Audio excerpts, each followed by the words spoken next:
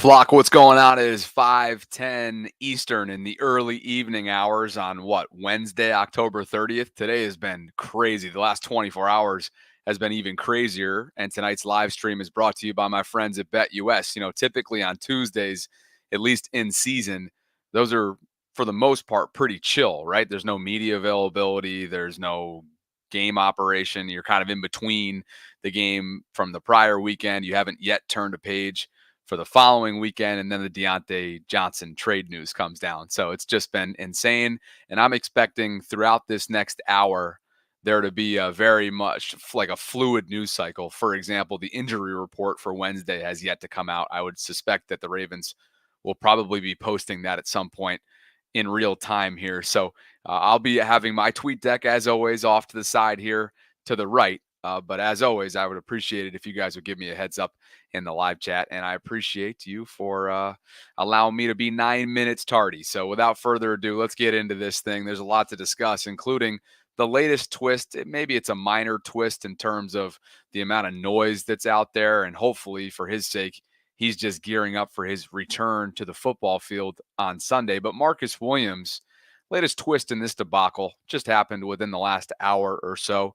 We know that he was a healthy scratch. He was benched on Sunday in Cleveland. And as a result, because of his performance, because of course, in the past years, unavailability, and because of that 5-year, $70 million contract that he signed in 2022, this has been under the microscope and magnified very much. So we're going to catch you up to speed on that. We'll talk about what both Kyle Hamilton and Roquan Smith had to say in their respective press conferences. One was at the podium, one was in a media scrum setting, and both took stands speaking up about this Ravens defense right now, which, as we all know, has been acting significantly out of character and performing out of character as well.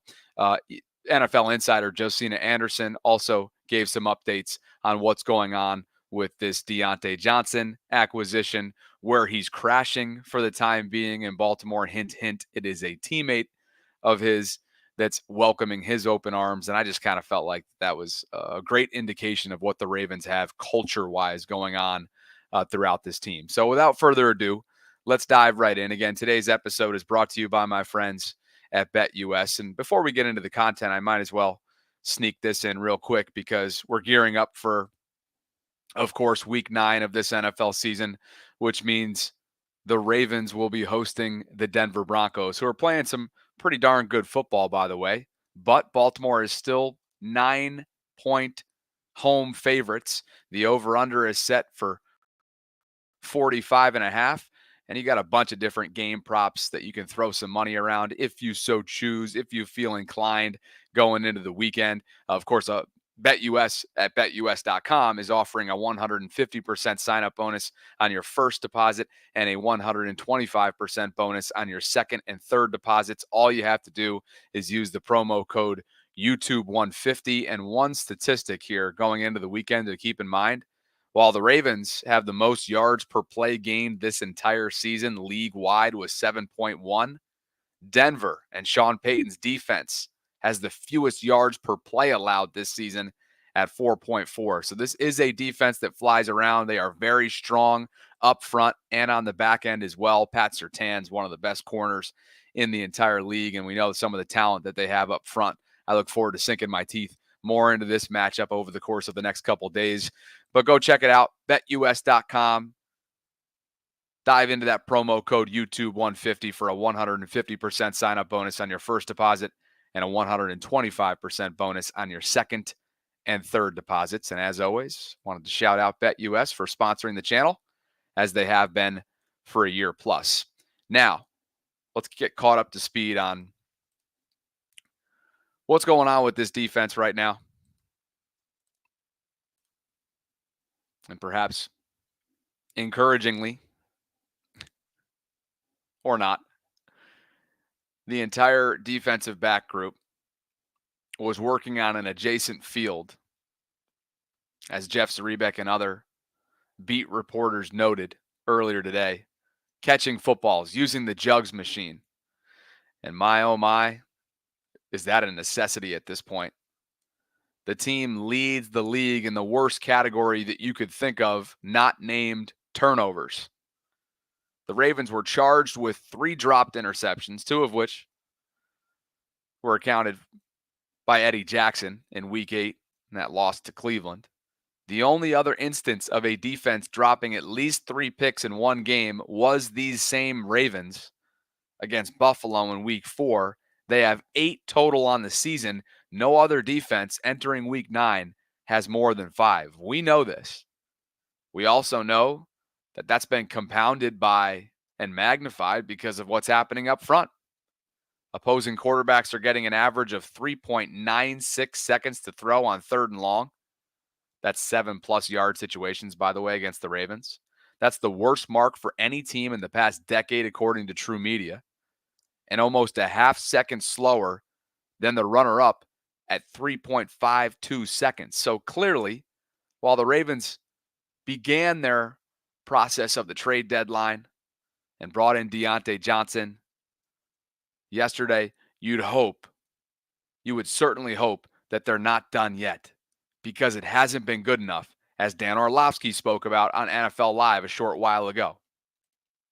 So I think there's nothing about this defense from an offensive perspective that looks like the past. Number one, situationally, they're soft. When it comes to their coverage, Hawk, you pointed out that slant. That's not the old guys. It's 3rd and 3. You know how easy it is as a quarterback to have 3rd and 3 and you don't cover the slot there? I mean, that's pitch and catch. And then number 2, you don't see a lot of people making plays on the ball. It's just there's this one-on-one. They just don't break up the pass game that much. And then the second thing is, Hawk, you intimated it. Quarterback, it very rarely feels pressured in the pocket. It's not only that they're not getting there, it's they're not disrupting the operational space for a quarterback. This was an organization defensively that, they wouldn't give you a thing completions. Usually you sit there at the line of scrimmage going, where do I get 4 yards here? Or you'd be like, if I don't get this ball out in 2 seconds, I'm going to get destroyed. And it just, when you watch this tape, it doesn't feel the suffocating fashion defensively like it has in the past. For a team that led the way in the Triple Crown categories, no other defense had ever finished the year leading in points allowed, takeaways, and sacks until Mike McDonald's Ravens did so last year. For a team that was on that kind of run defensively, to look this uncharacteristic, to look this pedestrian, and really this susceptible is shocking. And the numbers are even more so shocking, which leads to what Dan's talking about right there. The most passing yards allowed, Zach Orr's Ravens with over 291 yards per game. The most touchdown passes surrendered, 17. The most passes of 15+ yards, 40. And the most fourth quarter points surrendered, 93. Those are areas, just egregious statistics and categories to be on top of. It's not winning football. The 2023 Ravens ran disguised coverages 41.3% of the time and simulated pressures 27.4% of the time with Mike McDonald at the helm. This obviously led to a historic defense.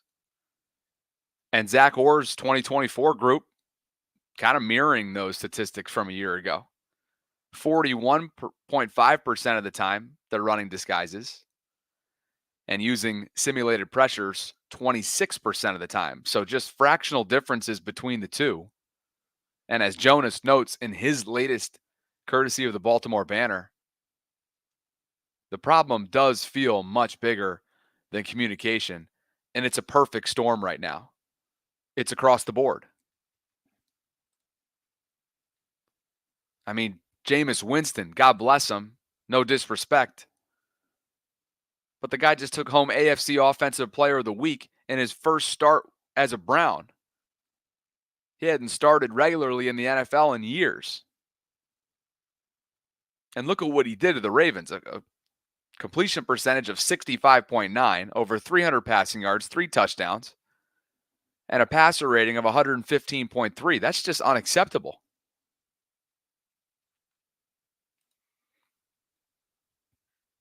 As for Marcus Williams,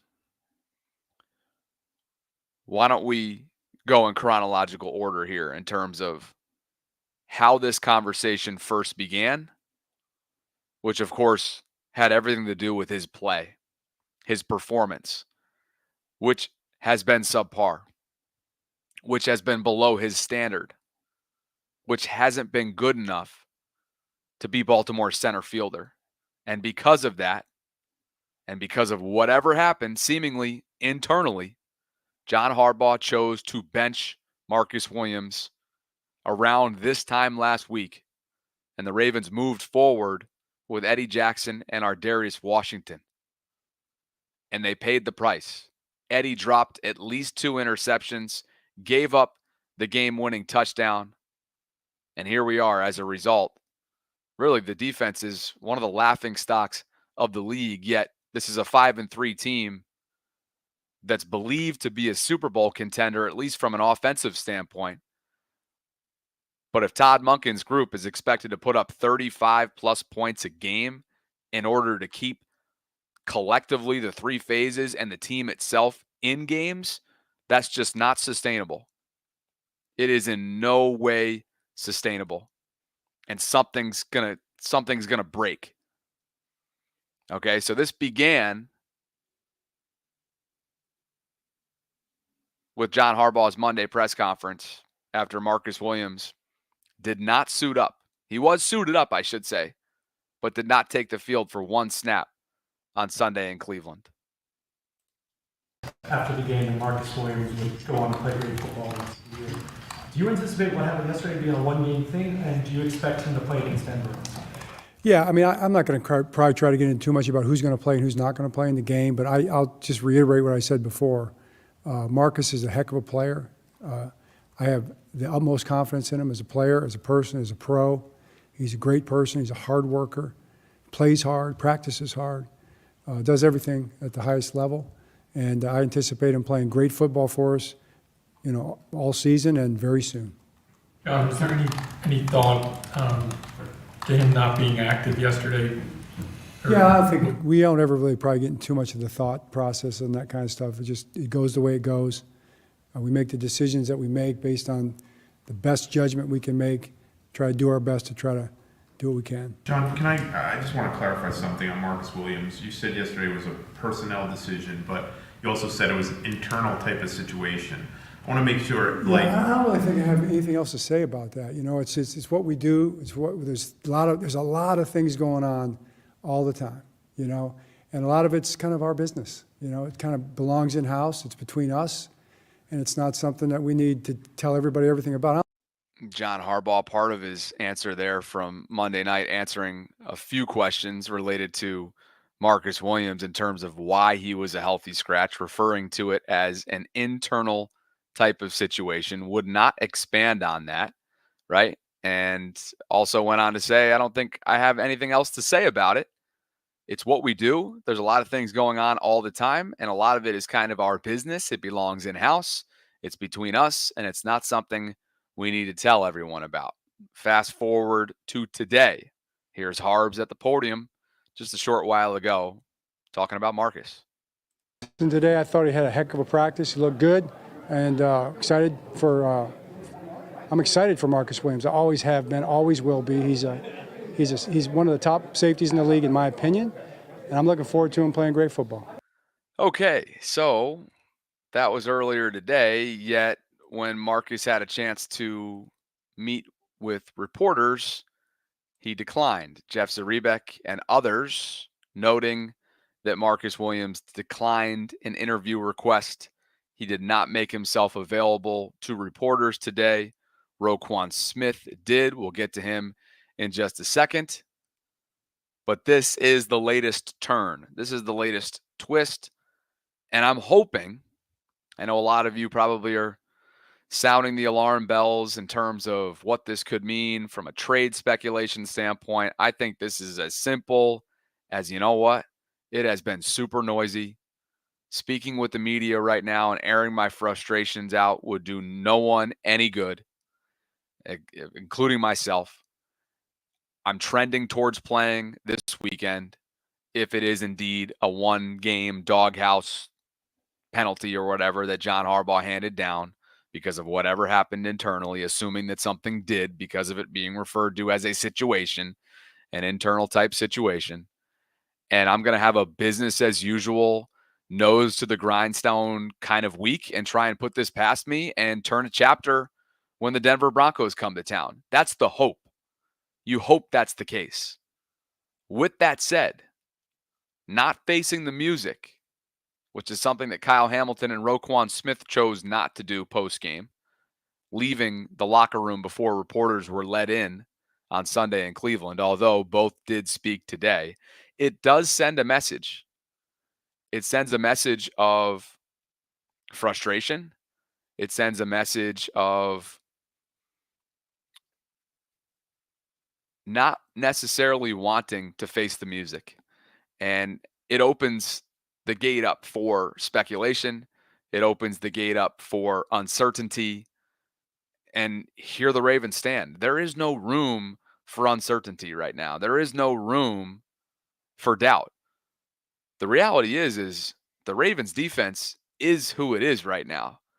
And the bottom line is it's keeping them away from being a true contender in the AFC. We've seen that. And when the offense has a turnover on downs on the opening drive, 3 drops, all of which came on third down, and isn't running the ball with conviction and success, and that sets up for a day where you just finished with 24 points, you need your defense to go win you a ball game, particularly when it comes to in-division games.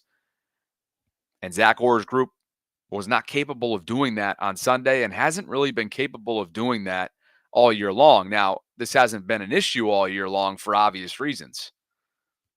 And why is that? Well, Todd Monken and Lamar Jackson have been cooking. And so while it's been a certain part of the conversation, well, remember what happened in Dallas, remember what happened in Cincinnati, those are both wins. But at the same time, it wasn't dissected as much as it has been now after a loss. And that's just the reality of life in the NFL. When you win, you're going to have more of a focus, more concentration around the other units that led to the victory. Ravens have an Achilles heel that they're dealing with right now. And you certainly wonder where Marcus Williams will go from here and how he channels this energy right now that's clearly frustrating him. Roquan Smith caught up with reporters, and Jamison Hensley transcribed part of his comments. He said, "We're going to be fine. There's a lot of outside noise, and there's a lot of adversity as well. But you cannot get rattled. We keep receipts at the end of the day. Just got to make cats pay for it when the time comes. We're going to be perfectly fine.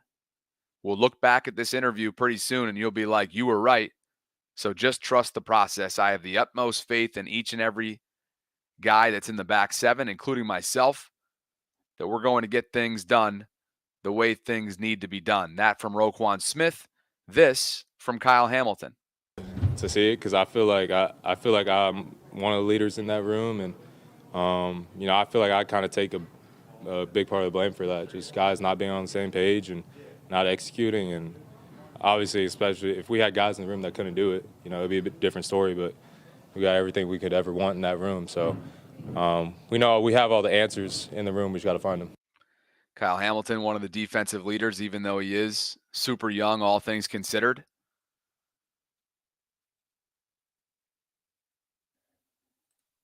But Roquan Smith, who has had his shortcomings this year, has been a step behind, has struggled along with other members of this defense with alignment and space and defending tight ends, has not been good enough. But very confidently speaking with reporters, I'll read it once more for those of you who are just tuning into the live stream. We're going to be fine. There's a lot of outside noise and there's a lot of adversity as well. but you can't get rattled. We keep receipts at the end of the day. Just got to make cats pay for when the time comes. We're going to be perfectly fine. We'll look back at this interview pretty soon and you'll be like, you were right. So just trust the process. I have the utmost faith in each and every guy that's in the back seven, including myself, that we're going to get things done the way things need to be done. The defense has obviously not exactly been operating in a way that makes you feel comforted by his confidence.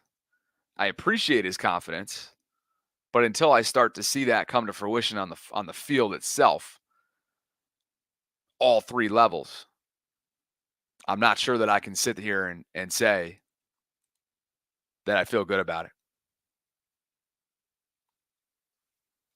I'm not saying Denver has an offense that scares you, but quite frankly, there was nothing scary about Cleveland's offense, and they had no problem hanging 29 on the Ravens last Sunday. Today is Wednesday. We're 6 days out from the trade deadline, 4 p.m. Eastern, Tuesday, November 5th. And the Ravens need to make another move.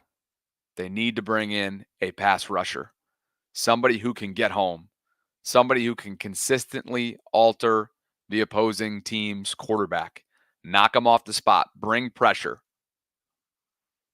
force them to check it down, force them out of the pocket, feel their presence.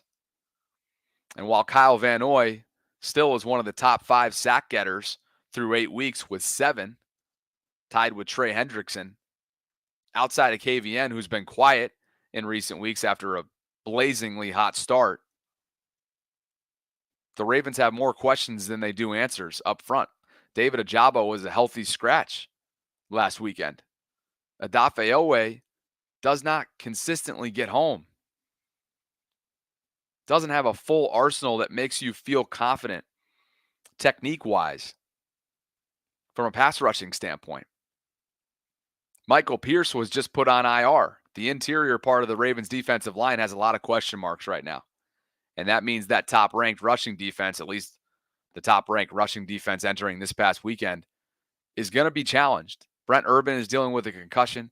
Travis Jones was hobbling around. When you go back and look at the film from Sunday in Cleveland, his ankle clearly limited him. He only played, I think it was only 20 snaps or so, if I'm not mistaken. And that's an area that has not been gashed, has not been tested all that much, particularly because a lot of these teams have been playing from behind, especially throughout that 5-game win streak for the Ravens. And so I think when you take a look ahead, there's got to be a priority set on bolstering the defensive front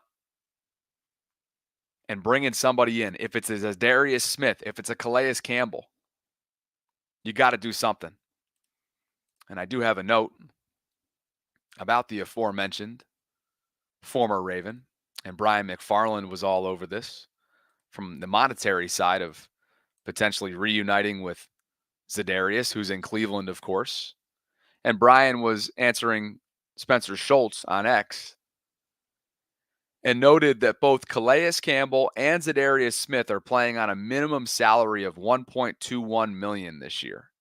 Any bonus money paid by Miami and Cleveland, their respective teams, stays with them. So acquiring either would cost just $672,000 now or $605,000 after Sunday.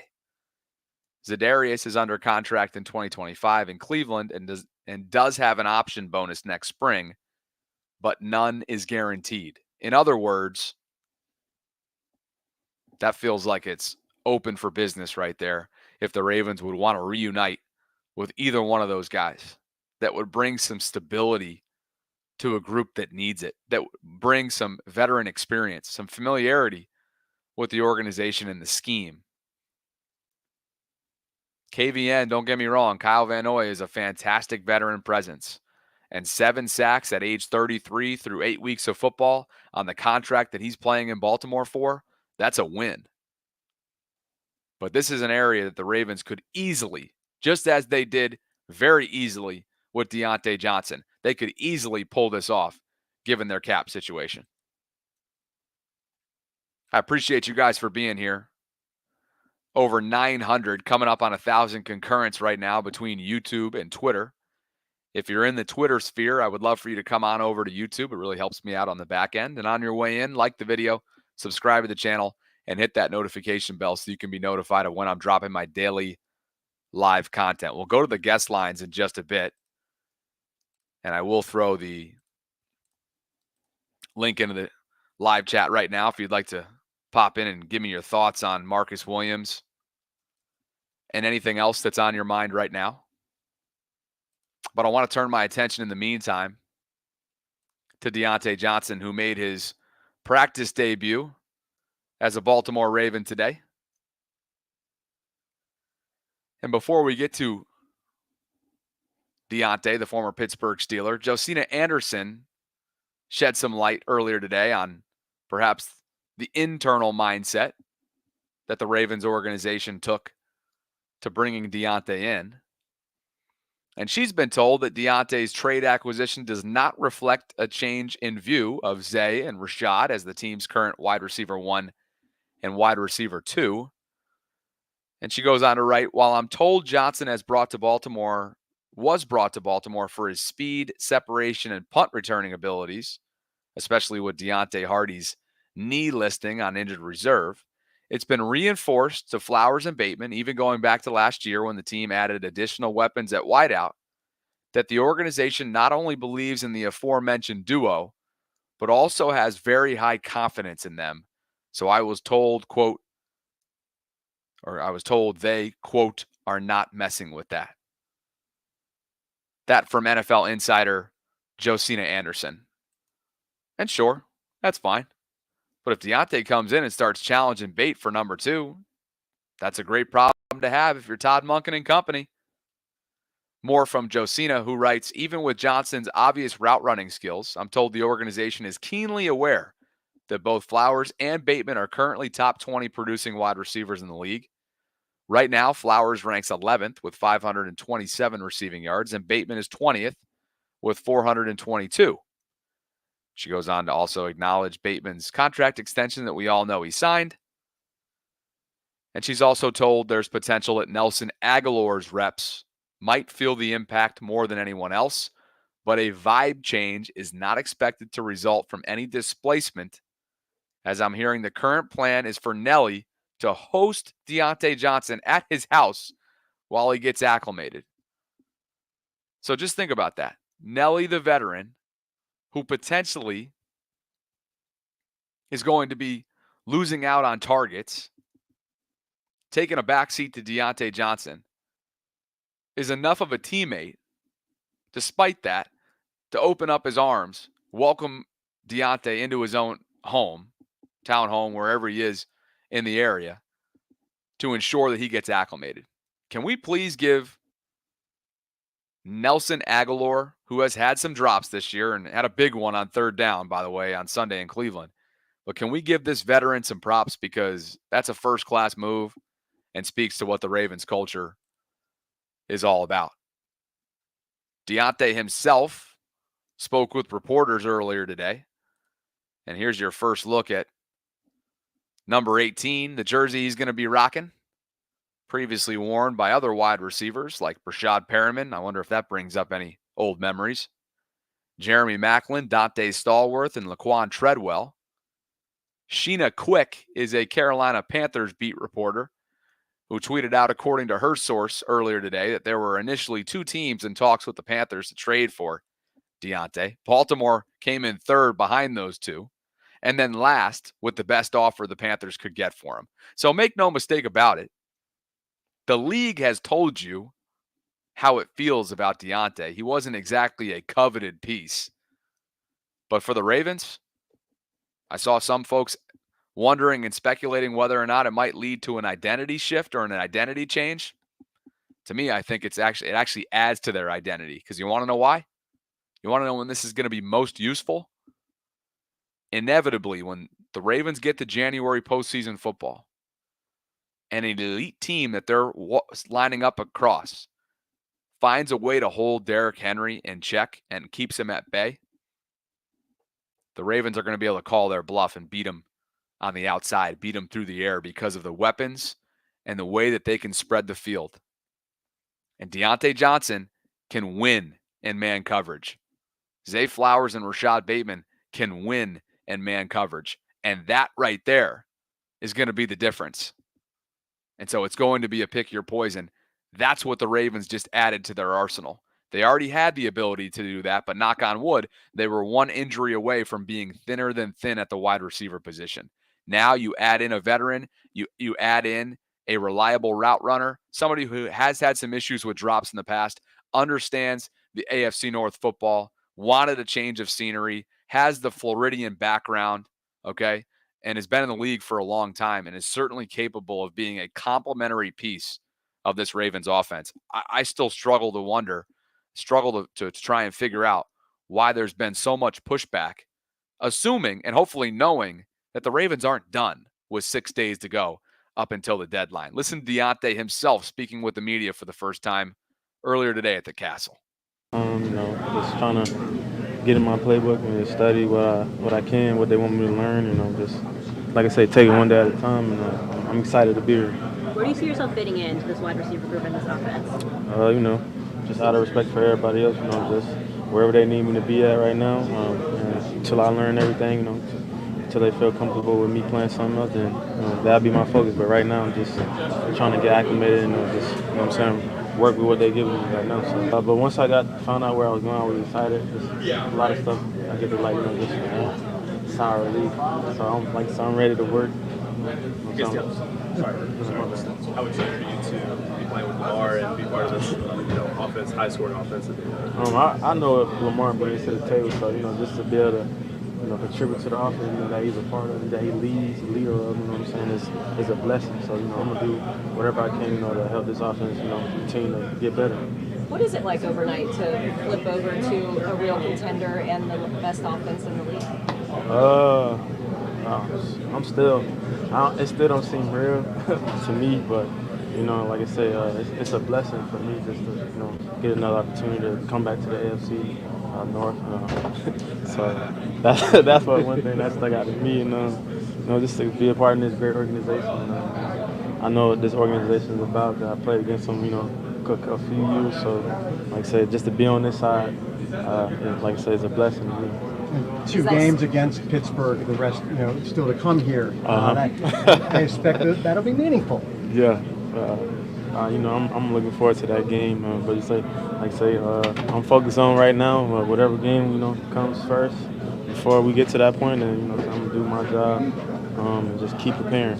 What do you remember about those games against the Ravens when you were with the Steelers? And just how hard we compete against each other,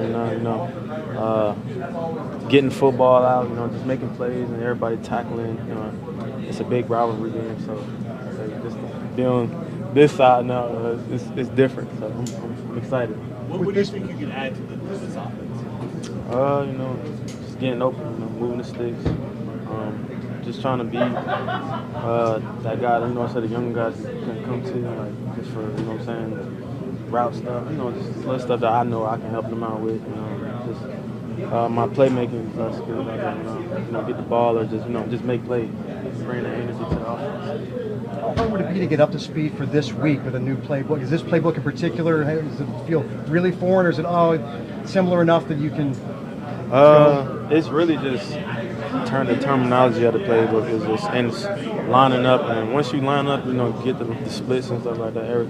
The route concepts will come to you naturally. So it's really just trying to compare it to like what you already been going, like playbooks you already been through, just little stuff like that. So it's not too tough for me, but just staying locked in and dial into it. Just being prepared whenever my number call. Do you feel comfortable more in the slot or in the wide, or? Wherever they need me to play, I'm gonna play. So right now they got me learning Z and the F, so I'm just trying to learn the Z right now, and then I'll learn the F. But there's nothing I can't play. Still one more person. Do you anticipate getting special teams work at returning? John said you were working on that today. Yeah, it's been a minute since I've been back at punt return. So, like I say, whatever they need me to do to help the team win, or any way I can contribute, right now that's my main focus. Deontay Johnson saying and doing all the right things in his first media session earlier today at the Castle, and there he is, rocking the number 18 jersey. And you heard him there asked about his return specialist duties. Perhaps that's an area that he can help them out. They have not gotten a ton of contributions from the punt return game, and that is something that I think could have been a part of the puzzle based on reports that I've read, and where the Ravens have struggled a little bit from a special teams perspective. So not just wide receiver depth, a veteran experience, presence in the locker room, somebody who is going to add depth to your wide receiver room, somebody who does have that Floridian background and an AFC North connection, but also maybe who boosts the special teams department as well. More on that in just a bit. So glad you guys can be with me this evening. There are over 1,000 of you joining me concurrently between YouTube and Twitter, so I appreciate you for being here. Like the video if you haven't already done so. Subscribe to the channel and hit that notification bell so you can be notified of when I'm dropping my daily live content. And yes, Evan, he has had some success, Deontay, in the slot. I'm not sure if that's what you're asking, but Deontay Johnson has had some success, particularly this year, even though it is a small sample size in the slot for the Carolina Panthers. To the guest lines we go. Michael, Chef, Manuel, hanging on. There's a pinned comment in the live chat if you'd like to call in. Just hit that link. You know the drill. Michael, talk to me. What's on your mind today, brother? Hey, what's going on, Bobby? Good to see you, man. You too. A couple of things. The first thing I was going to say is that the pickup is just a half measure at this point. They're looking down the line for the offense. The offense is already stacked, and with Lamar playing the way he's playing, it's just in case we have to get into the shootouts, like you said, which to me he showed in Cleveland that he's going to be doing. So that's fine. And everybody panicking about the defensive part of it, just like I said before. It's a concept thing. And just like I saw, you and Sarah were talking about earlier today, which you and I talked about before, it is a concept thing more than anything. So whoever we pick up is not going to necessarily fix that. In terms of it, yeah, a nice pass rusher would be nice to add pressure as it is, but they're still going to have to fix the stuff on the back end no matter what in order for us to be able to compete when we have to go against the Kansas Cities and the Bills again and things like that. So whatever we do, and you can, everybody can rest assured EDC is the best, in my opinion, thrift shopper, if you will, on the market right now. He's going to get something done if he can. So where everybody panicking and all that type of stuff, they can rest assured it's going to get done if it can be. So always good stuff from you, my friend. Appreciate the call today. Absolutely. Guest lines are buzzing. Chef's walking outside. He's outside. Yeah, I'm actually walking with my dog, actually. Oh, look at the OG. I don't know look if at you you've guys. seen. But yeah, what I wanted to get into, again, like I said earlier with the chat, I like the trade. Again, I like the Eddie Jackson signing too. So I'm gonna hold my peace. I don't want to jinx it or anything. Sarah and I got a good kick out of that one. We like guys who hold themselves accountable. But I wanted to say, it feels as though the team, maybe the defense more so, had maybe like a little come to Jesus moment. They talk to each other and probably honest with each other and coaching staff and stuff. Just like how I believe the offense did the same thing after the Raiders game for taking their foot off the gas. And I think Zay came out and said players and coaches were just being honest with themselves about what they want going forward and stuff. So I just hope Zach Orr is able to listen to that feedback and not see it as like a mark on him or anything like that, but adjust and move forward. Appreciate the call, dude. Everybody wants to know what your dog's up to. He's just walking around, man. How old? Yeah, he was trying to chase some squirrels and stuff. I got to stop him. How old, name, and breed? Oh, man, he's a pit bull. His name's Marshmallow. He's a big softie. Oh, man, now I feel like a bad dog owner. I feel like about 9.5 years. 9.5 years. Nice. Yeah. Well, you two enjoy your walk. Tilly is a big problem when it comes to squirrels, to the point where I think I need to ban her from Patterson Park. It's gotten that bad. So anyway, Chef, Appreciate you as always, man. Enjoy the rest of the show. Joining me live from the dog park. Judah, talk to me as always on the move. This guy's always on the move, heading somewhere, doing something. What you got for me today? Yeah, man, I just wanted to kind of tap in, talk a little bit more about this signing that we had with this receiver. Yesterday, I wasn't so thrilled about it until you mentioned that we can use him in kick return, right? Because we've been lacking. Because I the other day I went and looked up Devin Duvernay's numbers, and come to find out he was actually the best return man in the NFL since coming to the NFL. So the He fact was an that we all-pro lost, at one point. yeah, the fact that we lost that guy and didn't replace him with the serviceable return man, because I heard some people say the guys we have are serviceable. I don't even think they're serviceable, Bobby. I don't even think they get out to the 30 consistently, even back to the 30 at least. I'm looking at these guys getting stopped at the 20, 15, you know what I mean? And which is kind of crazy considering where they actually get the ball from. They're at least supposed to make it to the 30, right? It hasn't been happening a lot, which is why I'm sure when Chris Collier fielded a couple of those, Harbs is like, do not do that again. Right. Let's just friggin' get it at the 30 and move. Right. Now, one more thing before I get off, man. I was wondering, I know the Ravens are probably not done. I don't want to know what you want them to go after. What do you think they're going to go after in the free agents? I don't think it's going to be a massive splash. I think it's going to be a pass rusher because of the money that they have tied into the back end of the secondary.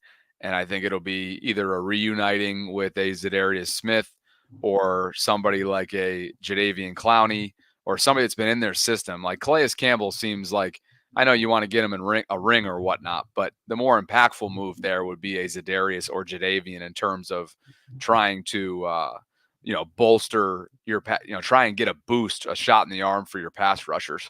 Then again, depending on how serious Michael Pierce's injury is, they just signed Josh Tupou to potentially replace Michael Pierce, who just went on IR. So for the next 4 weeks, at the very least, Big MP, the run stuffer specialist, will not be available. And Brent Urban, we saw when those two left, Urban and Pierce, we saw Nick Chubb in Cleveland find opportunities and holes there to exploit them from an interior defensive line standpoint. So if that ends up being the case and that ends up being more serious than previously thought, maybe you do want to go get a Calais. But to me, it's got to be something up front, which will obviously help and ease off a little bit of some of these issues that are in the level 2 and level 3. Right. Well, all right, man. I appreciate y'all letting me come on, man. Safe travels, dude. Always appreciate you calling in. Julian or Manuel? Who do I want? Who do I want? You know what? You guys saved my ass the other day. You're both coming on. What's up, gentlemen? Double time. Listen, for those who don't know, the other night, not to roadkill this story, but like my computer rebooted. I was frozen at one point, and these two took over and went co-host for the ages. And so the least I can do is bring you back on. What you got, Manuel first? What I got? Well, I'm undrafted reporter. Julian is undrafted reporter. So, man, I knew that the Ravens organization loved them some undrafted rookies, and I got two of them, one on my right, one on my left right now. I love it. Hey, here we got it. Before my comments on everything that has happened, I issue a challenge towards Sarah to try to speak eloquently while on the bike. While on the bike? Yeah. What do you mean on the bike? I was on the bike. Oh, you. That's right. Yeah. If we ever get Sarah in workout form live, then I'll have done something spectacular. I don't know how we can make that come to fruition, but I am absolutely here for putting all effort into ensuring that happens. That would be a vault first. There you go. Precisely. Julian, you go first. Well, I was going to ask Bobby, how do you see this situation playing out with Marcus? Because I know you spoke on it earlier about that, but it just seems like I've said, like I think one of them on live streams when I talked about the 2012 mutiny situation. I don't think it ties into that, but it's the vibes are certainly kind of feeling that way when it comes to him. He's not. I think he did the right thing, not speaking to the media? Because I mean, the last time he spoke to the media, everybody was just blowing his comments out of proportion. So I was just wondering, like, how do you see this playing out at this point? Yeah, just in case folks are popping on the live stream, I'll just repeat what I said earlier on because I think it's obviously an important conversation to be had, being that he's coming off the healthy scratch. And to your point, Thursday or Friday's media session was taken maybe out of context a little bit, just in terms of the way in which he used that tone. Or was it actually a non-answer when he said, I don't know if my role's changed at all. Like, I just do what the coaches ask of me. I mean, maybe folks took that and ran with it. But to me, regardless of whether or not it was a non-answer, clearly the body language in this photo right here that you see, one of the many that were snapped when he was on the sidelines the entire game, not logging one snap while being fully dressed Sunday in Cleveland, tell a story. I'm not here to speculate, but it tells a story. Something being referred to as an internal type situation, that tells a story. Like I don't think that that's out of bounds to not live in that world of speculation, but be able to connect the dots a little bit here. Yep. This is your third highest cap hit player team wide, not just on the defense, team wide. And he's a healthy scratch in an in-division game when you're trying to win 6 in a row. So while we don't know the details, and the Ravens are obviously going to be tight-lipped, as they should be with this situation, the door's open. Yeah. And so for those of you who are just tuning in, Marcus Williams declined to be interviewed today. He was not a part of the podium press conferences. This would have been a media scrum in the locker room like Roquan Smith gave. We can get to that in just a bit if folks are just popping on. But my hope is, like I said at the top, that this is a calculated decision by Marcus and PR and maybe those around him who he trusts in the organization to put his head down, nose to the grindstone, look ugly in the eye, as Sarah always says, have a great week of practice. Apparently he already did today, according to Harbaugh, and turn a page and get the starting nod again, regain form, and close this chapter beginning 1 o'clock Sunday in Denver. That's the optimist in me. Right. That's the optimist in me. I'll let you guys go now because I'm stealing the floor. Okay. All right. I was just going, one more thing. I was just going to say his body language on Marlo live that he did, I think after the Tampa game, I think he wanted to get him. I don't know if he saw it. Marlo wanted to get him on live and see if he could say some comments. He's like, no, I don't want to do that. The people online is just going to like say stuff about me. I don't want to do it. I was like, Oh, he wanted nothing to do with that. Marlon was sticking it in his face. I know exactly what you're talking about. That little clip that went viral. Seen it. Yeah, that was just like, ooh, like I didn't want to read too much into it, but it's like now it's kind of telling. But we'll see what happens. I hope he bounces back though. I do hope it bounces back. I love the accountability that the DB room had on after practice going to the jugs machine, because that's what everybody was saying is like somebody needs to put them extra reps on the jug machine, and they did that, and sure, in a sense of way, is like, it's good you have accountability, and in a sense of way, makes me proud to actually say, hey, at least over here, the Ravens players are holding themselves to a standard that should have been held since the debacle with the Raiders, because it was not only the offense that was not humming on that game, it was also the defense. It was just, and last game we saw it. It's just communication issues. And Bobby, like you and Sarah posted with Kurt Ben Kurt, he has been out of the league. I think this is his second year out of the league. And he's telling, hey, I already know this, already know that. Yeah. The defense is not neither adjustment nor communicating as they should. Sure. So it's not a personnel issue. It's a scheme issue. And I think even this is my thing. If we bring Max Crosby, for as much as we want Sedarius back, I feel like Sedarius has burned the organization twice in free agency that it's like, man, you burned that bridge by yourself. Yeah. We wanted you back and you were just not having it. So we're going to bring someone else.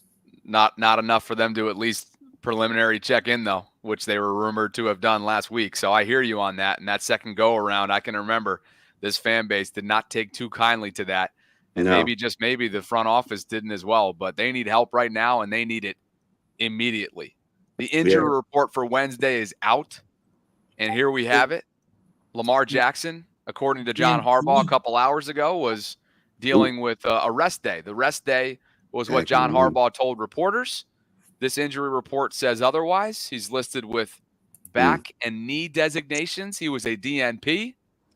Keaton Mitchell, a full participant with his knee after being limited throughout much of last week. That's a great sign for Keaton's continued recovery here. Obviously, still remains on the PUP list to physically unable to perform, and he's in the middle of that 3-week activation window.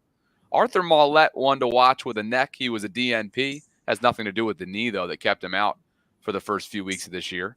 Travis Jones, I would not be surprised if he can't suit up. He was hobbling around. Go watch the film back and look out for the big fella. Big 98 was hobbling around. He was a DNP today. Marlon Humphrey, limited with a knee. Brent Urban, DNP with a concussion. I'm sure he's still in protocol. Broderick Washington, banged up with a knee. He was limited. Nate Wiggins, limited with a shoulder/illness designation, which was the exact same one as last week. So limited designations for Marlon and Nate. Hopefully that trends upward for those guys in the secondary come Sunday. But certainly ones to watch. Travis Jones, Arthur Maulette, and Broderick Washington and Brent Urban. I mean, these are all guys that don't necessarily jump off the page at you, but all have, specialized roles in either stopping the run or, being a valuable part of the secondary. So there you have it. Yeah. On a side note, if Brett Urban is going to play, he's going to miss Michael Pierce on the wire. So yeah, those two aren't going to be able to mix it up on Wired. You're right. But I'll tell you what, when those two went down, okay, I know the numbers don't necessarily reflect it, but the Ravens defense defense looks susceptible. Yep. Very susceptible. And that number one group went from number one to, they're open for business right now. And so that's a concern. I think that's probably why they signed this guy, Josh Tupou, who spent part of the summer with them. That came down yesterday. And let's just hope for MP's sake and this Ravens rushing defense sake that Michael Pierce, can get back after IR. But it's serious enough for him to go on it, which means he's down for the next 4 weeks. Yeah, I don't know. EDC, make a move, get Crosby, even if it costs us the first round of next year. We're in all-win mode now, so I mean, it might take multiple. Yeah, it might, but I say maybe do it, but I know EDC is not going to want to do that, so he's not going to want to do that. He loves his draft capital too much. So he's not going to do that, especially not 2 first-round picks. Not a chance. Pull a Rams move. Not a chance. Fellas, I appreciate you both for popping on as always, and we'll catch up with you soon, all right? All right, Bobby. Tell Sarah accept her challenge too. Invoice me. Invoice me, gentlemen. I'll talk to you soon. Julian and Manuel getting after it for me here tonight. I love those I should do those more often, right? Get a couple guys in at once, guess-wise. So there you have it. I thought it was a little bit later than I thought, but the injury report is out. Certainly good news for Keaton Mitchell. I'm going to take John Harbaugh at face value and look at Lamar as a rest day, even though he popped up with back and knee designations. But that's the latest there in terms of availability ahead of Sunday when the Denver Broncos come to town. And that defense, Sean Payton has it firing on all cylinders. So with that, a special thank you to BetUS for sponsoring this live stream. Go to betus.com and use the promo code YouTube150 for a 150% sign-up bonus on your first deposit and a 125% bonus on your second and third deposits. Not too early to go take a look at some of the game props available as well ahead of Week 9, Denver and Baltimore. With that, as always, you guys can support the channel for free by liking the video, subscribing if you haven't already done so. Hit that notification bell. I did have one super chat donation, I believe, from Captain Hard, who said, I wouldn't mind packaging him with some picks for a top-tier edge rusher. don't want to, but we need to win now. And I think you were referring to Marcus Williams. And if that's the case, the only issue there is that you got to have a willing trade partner. And if Marcus is disgruntled, if Marcus is bottom of the league, statistically speaking, and if Marcus is extremely expensive as the third highest cap hit on this team, that's not a recipe for success in the trade market. And so that's my concern there, just looking at it realistically. I appreciate the super chat. As always, Captain, you're always dropping them around. We appreciate you both here on my channel and also inside the vault as well. You can donate to the program, as always, through Venmo or Cash App or the YouTube Super Chat feature. You can join the Bobby Baltimore Patreon community for as little as $1.99. And if you do join, you will get a shout out in my intro on the screen every single episode. I don't know if you've noticed that in my new intro, but that is the case. You can connect with me on Instagram if you don't already, at Bobby Baltimore, and the same on Twitter. That second zero, or that second O in Bobby Baltimore, is a 0, just so you know. And as always, the Bobby Baltimore Discord server is a 24/7 hub for conversations surrounding Baltimore sports, and that's a great way to interact with me as well. I appreciate you guys for being here. I hope you enjoyed the show. And Sarah and I will be back inside the vault coming up on, tomorrow? That's Thursday already. We're chugging right along. 12 noon Eastern, Thursday, Ravens Lunch Hour live stream. I hope to see you guys there. And as always, thanks for hanging out. Catch up with you soon.